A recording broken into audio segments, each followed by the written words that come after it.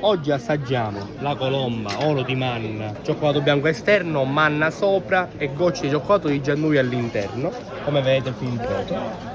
Semplice, a cui abbiniamo la crema alla manna, che è tipica di Castelbuono, Pollina e Finale. La crema, rispetto diciamo alla manna naturale che c'è qui in foto, come ben vedete, sarebbe manna e nocciola, quindi è più ricca. Andiamo a tagliare il prodotto a piccoli cubetti e andremo a spalmare la famosa crema alla manna. La andiamo a mettere su questa base in questa maniera.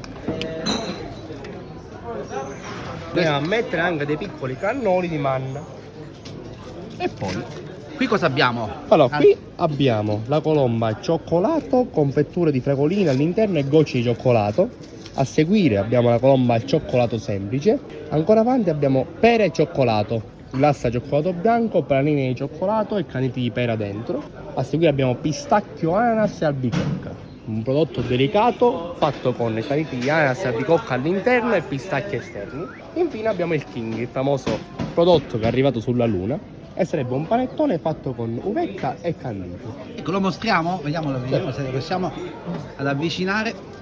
Il panettone lo troviamo tutto l'anno, anche d'estate. Tutto l'anno. In estate troviamo il My Cake, che sarebbe lo stesso impasto del panettone, solamente che assume una forma lungherina che è da mezzo chilo soltanto. Cambia solamente la forma, l'impasto è sempre uguale. Nel periodo pasquale abbiamo le colombe, nel periodo natalizio abbiamo i panettoni, nel periodo estivo abbiamo questi plunghe. E l'assaggio è gratis qui L'assaggio in è questo sempre borgo gratis. siciliano. Per starci il vostro palato. Grazie Simone.